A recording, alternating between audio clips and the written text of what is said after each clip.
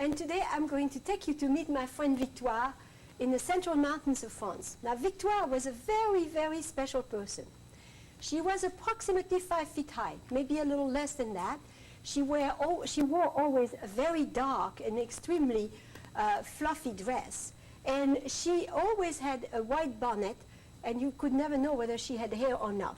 The striking thing about her personality were her eyes and her nose, which was very Arab and extremely predominant. She was a lovely person. She belonged most probably to the type of priestess of the religion, of the Wiccan religion, which some people think is a bad religion, but really is not a witch religion, but the religion of the old mother goddess of the ancient times, way before Christianism and before the religions of the Greeks and Romans. This religion still exists in certain ways, and this was an extraordinary woman who could take a look at me, and I had a big bump on my forehead, sit me down, put a piece of silver, rub it, and 2 minutes later the forehead was just as good as new. She knew where to find the real mushrooms. She could woo the trouts in the river between her 2 fingers, catch them by the gill, and 6 trout came out for dinner. She was just an amazing person. She was also the one woman that rescued us out of all our troubles. My cousins and I were always sent to Victoire if something was wrong in the family. If we coughed, if we had a leg that was shorter than the other, if we couldn't go to the dance studio because the shoulders were too high or too low, this was Victoire took care of this, and she took every one of us in her midst. She lived in an extraordinary house. Imagine a huge kitchen with a bread oven. This in the middle of those mountains of France known as the Auvergne.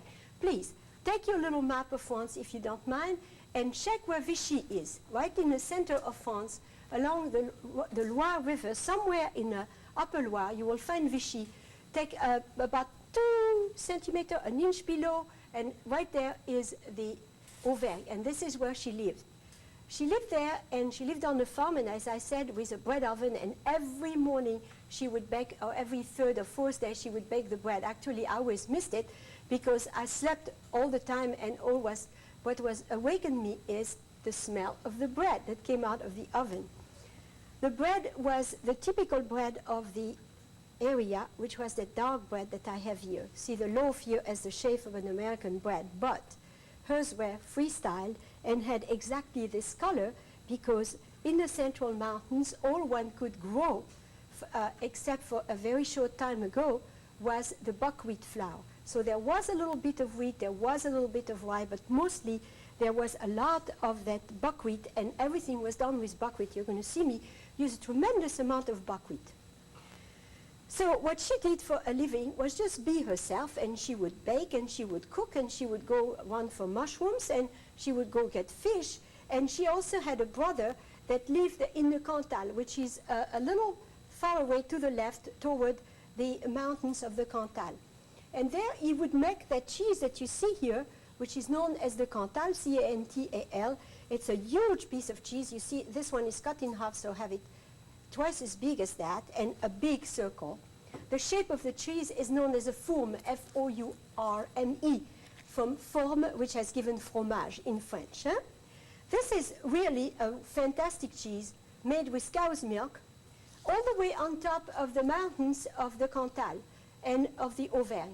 The mountains there are volcanoes because during the tertiary era, the mountains existing there were re-elevated, and through the breaks and cracks and faults that existed, we had the formation of a number of volcanoes, which on the top of the mountains always give a very short and hard grass that grows and produces beautiful, beautiful cheese. There is another one that's produced there, which is the Saint-Nectaire also. Yeah? So this one is really what people eat every day, what they produce on the farm. There's also another one known as fromage de la Gueule, but this is not as well known. I suggest one thing. If you're going to visit to France, and if you're going to really see what France was like in the 18th and the 19th century, that's where you go immediately. I will take you to other places like the Alsace, like the Lorraine, like the Savoie. They are already modernized.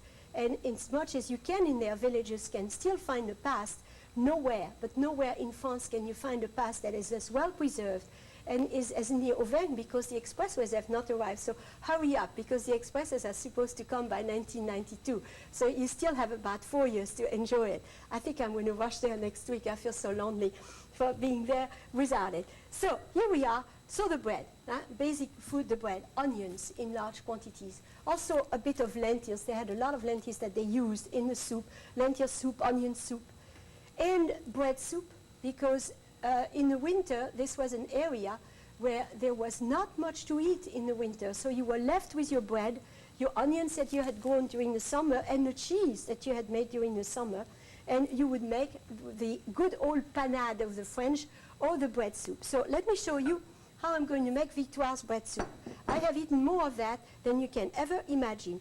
You take the slices of bread and break them very simply inside of a bowl like this, and you will, if you don't mind, soak them for at least an hour. If you would do it for 2 to 3 hours, I think I would feel better about it. So it is really very nice and very soft. So you put up the milk that you have here, and you let it soak in the refrigerator, preferably to prevent having problems with fermentation. So here we are. I'm going to take the blender. Now, listen, you're going to tell me, Madeleine, Kamman, you're crazy. What do you mean the blender? This woman certainly didn't use the blender. No, she did not. As a matter of fact, I'm going to tell you what she used. She used her hand. And she really didn't care whether she had washed her hand or not. She could come from the garden. She could come from pulling the milk out of the cows. She would go make a soup, and that was it. Well, it boiled, so what difference does it make? But just to show you, this is the way things used to happen. I'm going to put this in the blender to have a somewhat even texture, okay? Somewhat even. So I'm going to make a little bit of noise for the next few minutes. So give me a few minutes to do this, and I'll be back with you, okay?